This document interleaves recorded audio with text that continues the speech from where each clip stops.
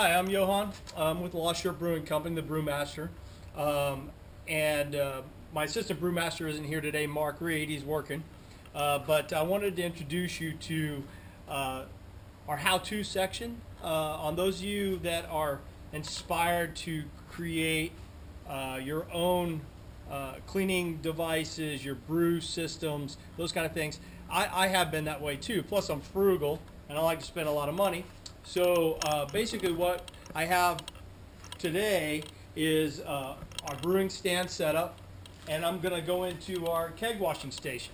Now I did this about a year ago, and made this keg washing station because I need it for the Sankes, because we're converting over from the corny system that we use for home brewing and moving into the commercial. Well, I didn't want to spend a whole lot of money on the Sanke keg washer, so I reviewed a few videos of them, and I came up with my own little system. Now, when we built this thing, I kind of went off a couple other ideas, and I thought, well, I'll get a couple extra pumps and everything. But I realized, you know what, I got a couple pumps, my chugger pumps on my system itself, and I've made some changes the way we actually wash kegs. Not very big changes, but a little bit. Plus, some of the things with the frame and stuff. And we're going to go over that today. And I'm going to take you through this whole thing. So let's walk over here. I'm going to bring you over to the keg washer. And just kind of an overview. It's not really complicated, as you can tell. I don't have the kegs on it. But all the plumbing is in place. And it's set up the way I need it to be set up. So it's easier for me to get this done. So I'm going to take you down a little bit closer. Grab the camera and bring it in close so you can see the plumbing. Because I've had a lot of questions on asking about, hey, what's the dimension, what kind of plumbing do you use, and things like that. So let me go through the whole system for you, and that way you have a good idea how to build this for yourself, save yourself a little money, and give you a pretty good keg washer. Never had any problems with it. It's cleaned the kegs. I've opened them up. I've looked at them and inspected them. There's no issues every time I've done it. I've used it probably, 10, 12 times. So it works really well. Basically, after I finish a keg, we bring it over to the keg washer, and we wash the keg. Very simple. All right, so let's get started. It is the frame I built, welded it together. I'm sure you could just use a cart and modify it, but I built the frame, and we still have to put on our wheels on this thing. But right now, I got those two dollies underneath. They seem to work okay. Now, I was worried about rust. So what I did was I painted this thing, sanded it down, and painted it with a truck bed liner coating, and that way it won't rust, even with a lot of the caustic chemicals that go on it. And I thought that was a good idea. I did it with a couple of my chairs outside and have yet to see any rust on them. But okay, so let's go in and really look at the plumbing. I'm going to kind of hold it here for a second so you can see. As you can tell, it's just some copper pipe that runs up to a T and out right there. I don't know if you can see that. I'm trying to get it right there. And go up in there for a second. We have 3 fluid valves and 1 air valve. So these 3 are fluid and 1 air valve. Now, the first valve, valve number 1, is the PBW valve. Now that valve will connect down and go into our pump discharge side, and then we'll have a intake side of our pump that comes up into our kettle. Now that kettle is going to hold all of our PBW and be able to heat it up. Now in the past, when I had this set up in the last video, I had 2 big bins over there, as you can tell, and they both had a pump.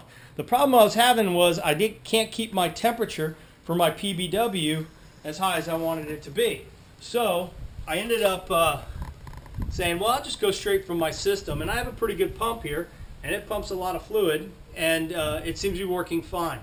So we're going to stay with that, and also it's a little more convenient for me to fill up this kettle right here and to use my own pump and not have it down here and have to clean all that. The hoses were kind of a pain in the butt to keep in place and stuff, and the lids were hard to keep on. So this is going to work real good.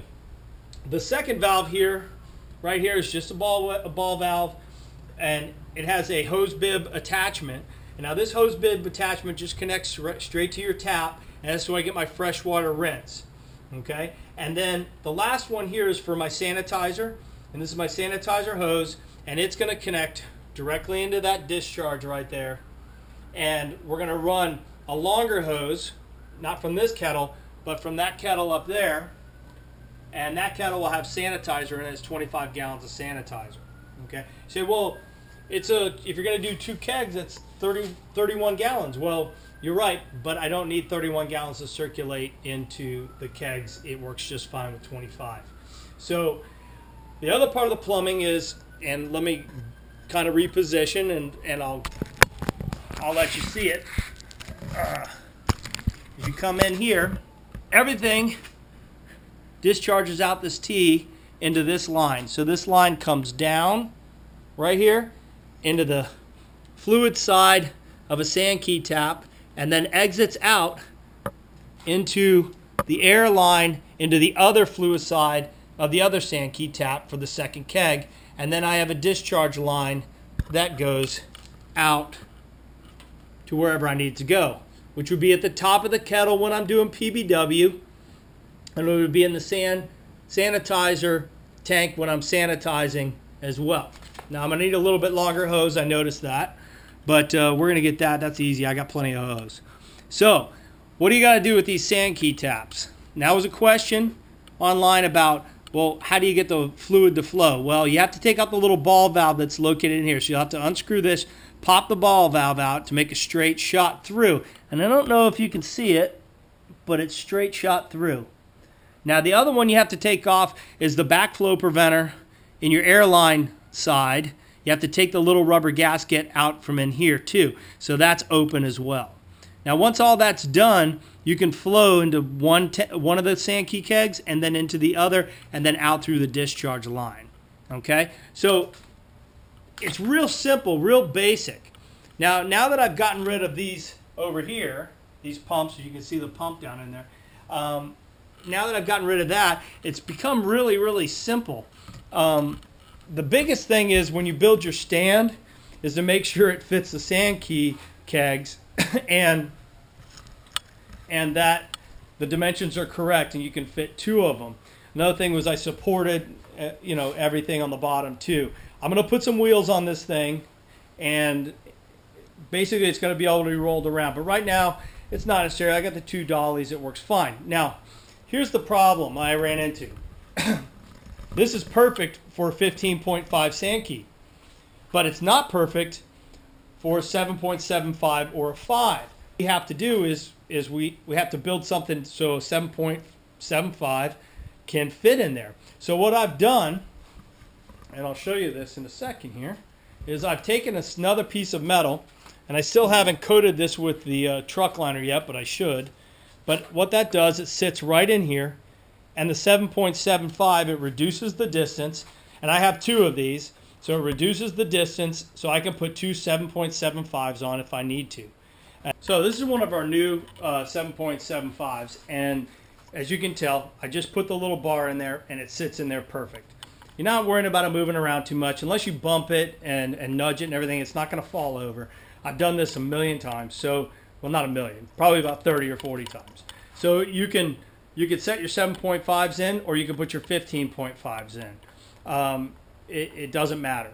That's what this is for. Now, if I had a 5, all I have to do is scoot the bar in a little bit. I'm not attaching it to the Sanke washing station. It's just there to sit there and give me a little extra support in the middle. That way I can do this. Now I'm going to show you. I'm going to put a couple kegs on here, and I'm going to show you how we hook everything up. What we have is a 15.5 and a 7.5 on the same cart. Now it doesn't matter which way you hook them up. They'll get washed either way. Never had any problems with that. The biggest thing is looking underneath. Now if you look underneath, you'll see there's a Sanke tap in place. Now I'm not clicking it in because this keg is cleaned and it's already been pre-CO2'd, so it stays that way. Also this one as well, you can see the caps on top of it. But you're going to hook that one up right there, that Sanke tap, the first one, and then you're going to put the other one directly in line over here, okay? So once both of them are connected and they're ready to go, then we start the PBW and we'll start the pump and we'll open valve 1 and we'll start flushing it. It'll all come out through here, come up through this Sanke, come down, come into this hose right here, and back up into the other one.